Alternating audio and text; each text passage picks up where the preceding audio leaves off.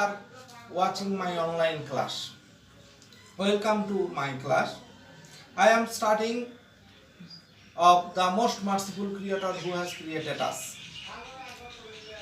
I want to special thanks to our honorable head teacher, Sir Mustafizur Rahman. Hello students, how are you? I hope that you are all well by the grace of Almighty. I am also fine by His grace. আজকে আমি তোমাদেরকে যে টপিকটা নিয়ে আলোচনা করব সেটা হলো ন্যারেশন বা স্পিচ। ন্যারেশন আর স্পিচ।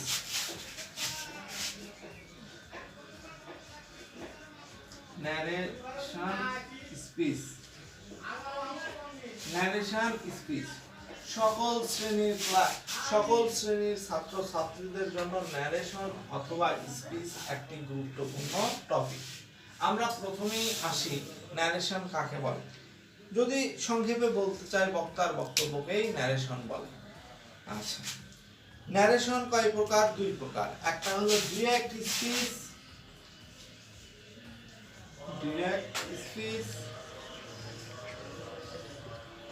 ইনডিরেক্ট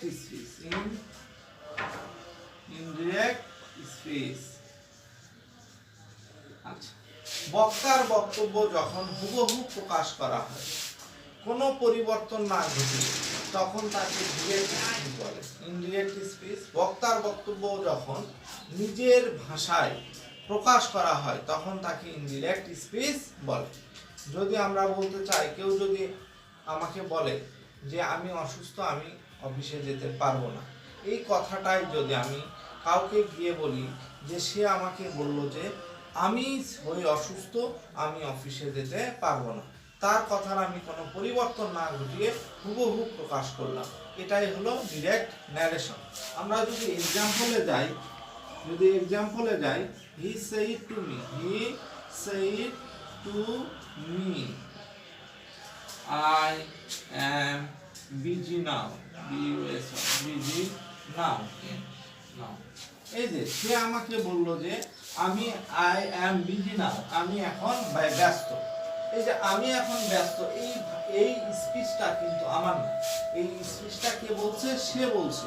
সে আমাকে বলছে, কিভাবে বলছে? I am busy now, আমি এখন ব্যস্ত। আমি তার ভাষাটার কোনো পরিবর্তন করিনি, তার ভাষাটার কোনো পরিবর্তন না করিয়ে হুবহু উপস্থাপন করেছি বলে এটা হলো ডিরেক্ট স্পিচ। আচ্ছা, আবার যখন আমি ওই ব্যক্তির স্পিচটা নিজের ভাষায় প্রকাশ করে উপস্থাপন করব, তখন সেটাকে বলবে ইনডিরেক্ট স্পিচ। যদি আমরা এই ডিরেক্ট স্পিচটা ইনডিরেক্ট স্পিচে রূপান্তর করি, তাহলে অ্যানসারটা হবে হি told me that he was busy now থাকলে কি হবে? দেখ, এই যে সে আমাকে বলেছিল যে বা বলল যে he was busy then, সে ছিল তখন ব্যস্ত।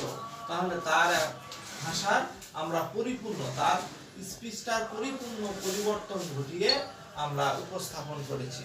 সুতরাং এটা হলো ইনডিরেক্ট স্পিচ। আমাদের পরীক্ষায় ডিরেক্ট স্পিচ রাখবে, তাকে ইনডিরেক্ট স্পিচে রূপান্তর করতে হবে। এখন আমরা আসি ডিরেক্ট স্পিচটা চিনব কি করে। আমরা ডিরেক্ট স্পিচ চেনার উপায়, ডিরেক্ট স্পিচে সর্বদা ইনভার্টেড কমা থাকবে। যদি ইনভার্টেড কমা আমরা দেখতে পাই, সেটাকে আমরা ডিরেক্ট স্পিচ বলবো। ডিরেক্ট স্পিচের কয়েকটা কমন বৈশিষ্ট্য রয়েছে। কমা থাকবে, ইনভার্টেড কমা শুরু হবে, ইনভার্টেড কমার পরে যে ওয়ার্ডটি থাকবে সেটা ক্যাপিটাল লেটারে শুরু হবে এবং শেষে ইনভার্টেড কমা শেষ হবে। আর ইনডিরেক্ট স্পিচটা আমরা কি করে চিনব? ইনডিরেক্ট স্পিচে ইনভার্টেড কমা থাকবে না, কোনো কমা থাকবে না, শুধুমাত্র একটি কানেক্টর যুক্ত থাকবে। কানেক্টর কি কি যুক্ত থাকতে পারে? দ্যাট থাকবে, WH থাকবে, ইট থাকবে, টু থাকবে। এই চারটা কানেক্টর দ্বারা ইনডিরেক্ট স্পিচ যুক্ত থাকবে, এই চারটা কানেক্টর দ্বারা। তো WH, অনেকেই বোঝে না WH question. This question is started WH, that calls is WH question. যে কোশ্চিনটা WH দ্বারাই শুরু সেটাই হলো WH কোশ্চিন। WH কোশ্চিনের মধ্যে কি কি আছে? হোয়াট, হু, হুইচ, মম, হোম, হুট, হোয়ার, হোয়েন, হাউ।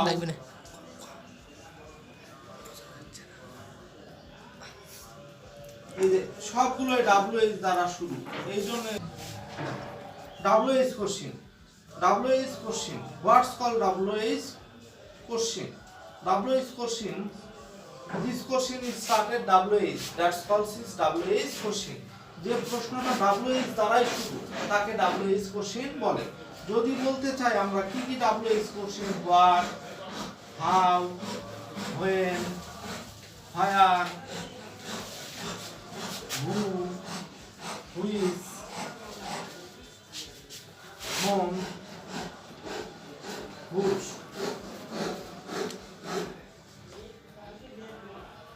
এগুলো WH কোশ্চিন। এই WH কোশ্চিন থাকবে, ইফ থাকবে, টু থাকবে, এগুলো সবগুলোই কানেক্টর হিসাবে ইনডিরেক্ট স্পিচে থাকবে।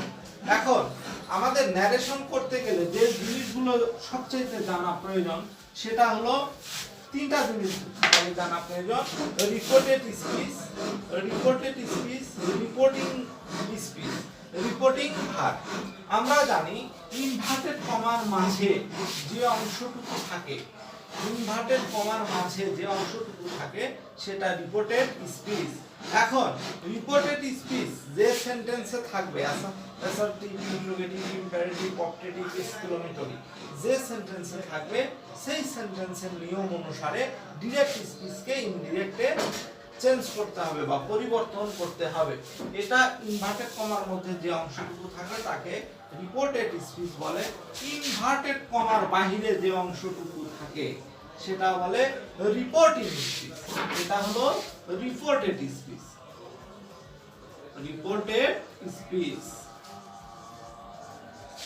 এই অংশটুকুকে বলে রিপোর্টিং স্পিচ।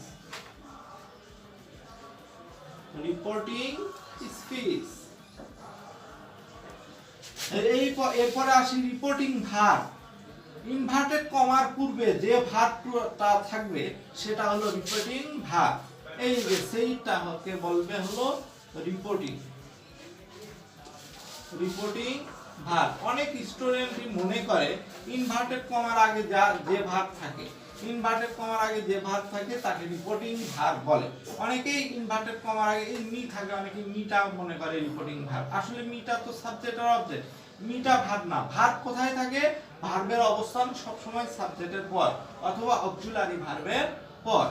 তো এখানে আমরা দেখতে পাচ্ছি সাবজেক্ট হির পরে আছে সেই, সুতরাং সেইটাই হলো রিপোর্টিং ভার্ব। আচ্ছা, রিপোর্টিং ভার্ব হিসাবে কি কি থাকতে পারে? সে থাকতে পারে, শেষ থাকতে পারে, সেই থাকতে পারে, আস্ক থাকতে পারে, রিপ্লাই থাকতে পারে। এগুলো রিপোর্টিং ভার্ব হিসাবে সচরাচর থাকে। তাহলে আমরা রিপোর্টেড স্পিচ চিনলাম, রিপোর্টিং ভার্ব চিনলাম। তারপরে যে জিনিসটা আসবে সেটা হলো change of subjective, objective, possessive. সাবজেক্টের পরিবর্তন করতে হবে, অবজেক্টের পরিবর্তন করতে হবে এবং পসেসিভের পরিবর্তন করতে হবে। তার জন্য আমাদের প্রয়োজন হলো পার্সন চেনা।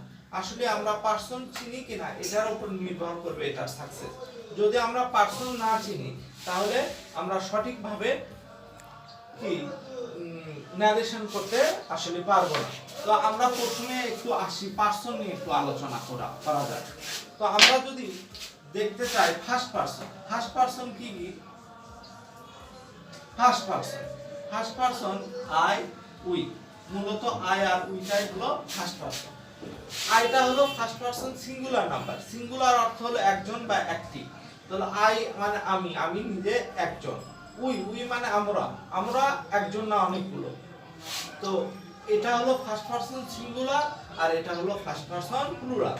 একের অধিক হলে সেটা হলো প্লুরাল হয়। এখন প্রত্যেকটা পার্সনের তিনটা করে রূপ থাকে। একটা হলো subjective, objective, objective possessive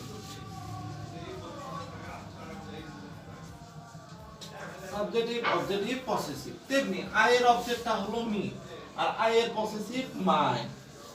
we এর অবজেক্ট আস, উই এর পসেসিভ আওয়ার, এটা ফার্স্ট পারসন। এরপরে আসি second person. Second person you, you এর অবজেক্ট হলো ইউ, ইউ এর পসেসিভ ইয়োর। ইউটা ফার্স্ট পারসন, ইউটা সিঙ্গুলার ফর্ম এবং প্লুরাল ফর্ম উভয় ক্ষেত্রে ব্যবহার হয়। এরপরে আসতেছি থার্ড পারসনে কি কি আছে? প্রথমে আসি হি অর্থ সে, একজন, এটা singular form, third person singular form. হির অবজেক্ট হিম, হির পসেসিভ হিজ। এরপরে আসি শি, শিটাও থার্ড পারসন সিঙ্গুলার নাম্বার, শির অবজেক্টিভ হার, পসেসিভ হার। এরপরে আসি ইট, ইটের অবজেক্ট ইট, পসেসিভ ইটস। এরপরে নাউন, যে কোনো নাউন যদি একটি হয় সেটাও সিঙ্গুলারের মধ্যে পড়বে।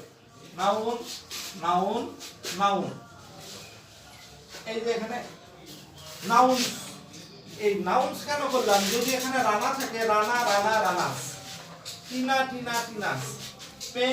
পেন্স, এই কয়টা হলো থার্ড পারসন সিঙ্গুলার। আমরা লক্ষ্য করব এগুলো সবগুলোই দ্বারা একজনকেই বোঝাচ্ছে বা একটিকেই বোঝাচ্ছে। হি সে একজন, সি তিনি একজন, ইট একজন বা একটি, নাউন একটি। এরপরে আসি দে, দেটা হলো থার্ড পারসন প্লুরাল। দে মানে দের অর্থ হলো তাহারা, দের অবজেক্টটা কি? দের পসেসিভ দেয়ার। আর নাউন অনেক। এই নাউন যদি হয় প্লুরাল ফর্ম তাহলে সেটা থার্ড পারসন প্লুরাল। এখন আমরা দেখি সাবজেক্টিভ, অবজেক্টিভ, পসেসিভ, এটা আমাদের টোটালি মুখস্থ রাখতে হবে এবং এগুলোর ব্যবহার অনুযায়ী ধরনগুলো আলাদা। আমি একটু দেখাবো। এই সাবজেক্টিভ সবসময় ভার্বের আগে বসবে, ভার্বের গুলো বলবে সাবজেক্টিভ। অবজেক্টিভ কোথায় বলবে? অবজেক্টিভ ভার্বের পরে বলবে, এবং পসেসিভ সর্বদা না, এটা ভার্বের আগেও বসতে পারে, মানে ভার্বের পরেও বসতে পারে, বাট এগুলো নাউন ছাড়া চলতে পারে না। পসেসিভ যদি বসাতে হয় তবে অবশ্যই একটা না একটা নাউন প্রয়োগ করতে হবে। যদি নাউন না প্রয়োগ করা যায় পসেসিভের পর তাহলে হবে না। আমরা দুইটা एग्जांपल যদি দেখি, একটা एग्जांपलের মধ্যে আমরা সব দেওয়ার চেষ্টা করব। एग्जांपल দেখি, হি gives me your pen। এই বাক্যটা খুব সুন্দর করে লক্ষ্য করো, আমি আশা করি তোমরা সব বুঝতে পারবে। হিটা কি? সাবজেক্টিভ, এটা ভার্বের আগে বসছে। এরপরে আসি মিটা কি? এই যে মিটা কি? অবজেক্টিভ কখনো ভার্বের আগে বসে না, অবজেক্টিভ সর্বদা ভার্বের পরে বসবে। এই যে মি ভার্বের পরে বসেছে। এরপরে আসলো ইয়োরটা কি? পসেসিভ।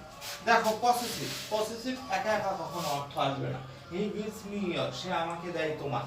পেন ছাড়া অর্থ হবে না। He gives me your pen, he gives me your book, he gives me your bag, he gives me your other things.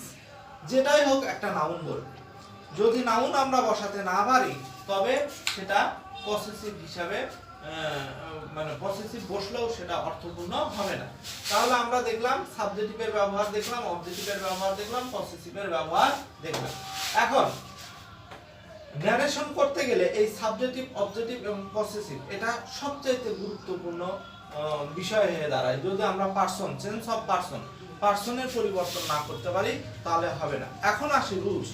Direct স্পিচের সাবজেক্টিভ, অবজেক্টিভ, পসেসিভ যদি ফার্স্ট পারসন হয় তবে ইনডিরেক্ট স্পিচ করার সময় রিপোর্টেড স্পিচের সাবজেক্ট যদি first person হয় তাহলে ইনডিরেক্ট স্পিচ করার সময় রিপোর্টিং ভার্বের সাবজেক্ট দ্বারা পরিবর্তন হবে। আবার ডিরেক্ট স্পিচের সাবজেক্ট বলো, অবজেক্ট বলো, পসেসিভ বলো, যদি সেকেন্ড পারসন হয় তবে ইনডিরেক্ট ন্যারেশন করার সময় রিপোর্টিং ভার্বের অবজেক্ট দ্বারা পরিবর্তন হবে।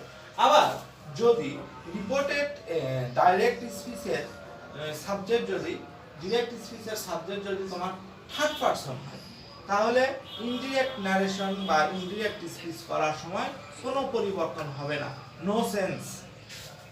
ওকে, আমরা পারসন শিখলাম। এখন আসি আমাদের ন্যারেশনের প্রকৃত যদি রুলস যে জানতে চাই তাহলে সেন্টেন্স ন্যারেশনে আমরা অর্থবেদে সেন্টেন্স পাঁচ প্রকার: assertive, interrogative, imperative, objective, exclamatory. এই পাঁচটা সেন্টেন্সের অনুযায়ী আমাদের ন্যারেশন চেঞ্জ করতে হয়। আমরা যদি এই পাঁচটা সেন্টেন্সটা সঠিকভাবে চিনতে না পারি তাহলে আমরা ন্যারেশনটা কমপ্লিটলি করতে পারবো না। আমাদের ন্যারেশনটা স্মুথ ভাবে যদি অ্যানসার করতে চাই তাহলে আমরা ন্যারেশনে সেন্টেন্সটা অবশ্যই আইডেন্টিফাই করে নিতে হবে। যদি আমরা সঠিকভাবে সেন্টেন্স আইডেন্টিফাই না করতে পারি তাহলে আমাদের সবচেয়ে মানে ন্যারেশনের ব্যর্থতার অন্যতম কারণ হয়ে দাঁড়াবে। এই জন্য আমাকে চিনতে হবে সেন্টেন্স, আমরা যাতে দেখা মাত্রই বলতে পারি এটা কোন সেন্টেন্স। প্রথমে আসি অ্যাসার্টিভ সেন্টেন্স। অ্যাসার্টিভ সেন্টেন্সে যদি কি থাকবে, অ্যাসার্টিভ সেন্টেন্স আমরা জানি যে কোনো ঘটনার বর্ণনা বা বিবৃতি দেওয়া বুঝালে অ্যাসার্টিভ সেন্টেন্স বলে। আমি সংজ্ঞায় যাচ্ছি না, আমি শর্টকাট নিয়ম শিখাচ্ছি একটা সূত্রের মাধ্যমে। দেখো, অ্যাসার্টিভ সেন্টেন্সে সাবজেক্ট ভার্ব অবজেক্ট থাকবে এবং শেষে বাক্যের শেষে ফুল স্টপ থাকবে। যদি কোনো সেন্টেন্সে তোমার সেন্টেন্সের শুরুতে সাবজেক্ট থাকে এবং শেষে ফুল স্টপ থাকে তাহলে তোমরা ওটাকে বলবা অ্যাসার্টিভ সেন্টেন্স। এরপর আসি interrogative sentence. Have you finished your work? Have you finished your work? এই যে দেখো, এটা হলো ইন্ট্রোগেটিভ সেন্টেন্স। কি করে চিনবো আমরা ইন্ট্রোগেটিভ সেন্টেন্স? ইন্ট্রোগেটিভ সেন্টেন্সের শেষে প্রশ্নবোধক চিহ্ন থাকবে এবং একটা অক্সিলারি ভার্ব বলো, হেল্পিং ভার্ব বলো, অক্সিলারি ভার্ব বা হেল্পিং ভার্ব তোমার সাবজেক্টের পূর্বে থাকবে, সাবজেক্টের আগে থাকবে। যদি সাবজেক্টের আগে তোমার হেল্পিং ভার্ব বা অক্সিলারি ভার্ব থাকে এবং বাক্যের শেষে বা সেন্টেন্সের শেষে প্রশ্নবোধক চিহ্ন থাকে, অর্থাৎ নোট অফ ইন্ট্রোগেশন চিহ্নটা থাকে, নোট অফ ইন্ট্রোগেশন, তাহলে আমরা সেটাকে ইন্ট্রোগেটিভ সেন্টেন্স বলবো। তাহলে আমরা অ্যাসার্টিভ শিখলাম, ইন্ট্রোগেটিভ শিখলাম। এরপরের ধাপে আসি আমরা ইম্পারেটিভ সেন্টেন্স চেনার উপায়টা কি হবে? ইম্পারেটিভ প্রথমে বলে রাখি, ইম্পারেটিভ সেন্টেন্সের শুরুতে সাবজেক্ট থাকবে না। 2 নাম্বার, ইম্পারেটিভ সেন্টেন্সের শেষে সাবজেক্ট থাকবে না। দ্বিতীয়ত হলো মূল ভার্ব দ্বারা শুরু হবে। 3 নাম্বার হলো do not never let please দ্বারা শুরু হবে। যদি do not never let please দ্বারা শুরু হয় সেটা ইম্পারেটিভ সেন্টেন্স। আচ্ছা, যেমন ওপেন দা, এক্সাম্পল যদি দিতে চাই, ওপেন দা ডোর, ওপেন দা ডোর, এই সেন্টেন্সের শুরুতে কোনো সাবজেক্ট নাই, so this is imperative sentence.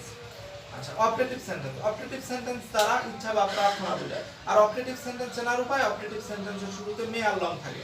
তাহলে যদি কোনো সেন্টেন্সের শুরুতে মে আর লং থাকে তাহলে আমরা তাকে অপারেটিভ সেন্টেন্স বলবো।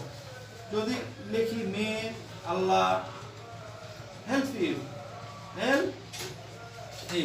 দেখো এই সেন্টেন্সের শুরুতে মে আছে, so it's a operative sentence. এরপর আসি এক্সক্লেমেটরি সেন্টেন্স। এক্সক্লেমেটরি সেন্টেন্সের শেষে নোট অফ এক্সক্লেমেশন চিহ্ন থাকবে, নোট অফ এক্সক্লেমেশন অর্থাৎ বিস্ময়সূচক চিহ্ন থাকবে। যদি বিস্ময়সূচক চিহ্ন থাকে, হোয়াট নাইস ইট ইজ, যদি এরকম বিস্ময়সূচক চিহ্ন থাকে তবে সেটা আমাদের হলো এক্সক্লেমেটরি সেন্টেন্স। এখন আমরা ডাইরেক্ট আমরা রুলসে চলে যাব। হি said to me, he said to me, I am busy now. এখন আমরা লক্ষ্য করি এই যে রিপোর্টেড স্পিচটা আছে, দেখি আমরা এই রিপোর্টেড স্পিচটা প্রথমে সাবজেক্ট আছে, শেষে ফুল স্টপ আছে, এটা হলো অ্যাসার্টিভ সেন্টেন্স। আর অ্যাসার্টিভ সেন্টেন্সে তোমার ডিরেক্ট স্পিচ থেকে ইনডিরেক্ট করতে হলে প্রথমে হবে সাবজেক্ট, সেই টু উঠে দিয়ে টোল্ড, অবজেক্ট হবে মি, ইনভার্টেড কমা উঠে দিয়ে that, I first person subject দ্বারা, সাবজেক্ট আছে হি, তাহলে আই ফার্স্ট পারসন হলে রিপোর্টেড স্পিচের সাবজেক্ট যদি ফার্স্ট পারসন হয় রিপোর্টিং ভার্বের সাবজেক্ট দ্বারা পরিবর্তন হবে। তাহলে রিপোর্টিং ভার্বের সাবজেক্ট কি আছে হি, এম থাকলে এম আছে, present indefinite tense, present indefinite tense থাকলে past indefinite tense was, busy, now থাকলে দেন। সুপ্রিয় শিক্ষার্থী ভাই ও বন্ধুরা, আমরা ন্যারেশনের অ্যাসার্টিভ সেন্টেন্স পর্যন্ত শিখলাম, আর অবশিষ্ট অংশ আগামী ক্লাসে শিখব। সবাইকে ধন্যবাদ জানিয়ে শেষ করছি।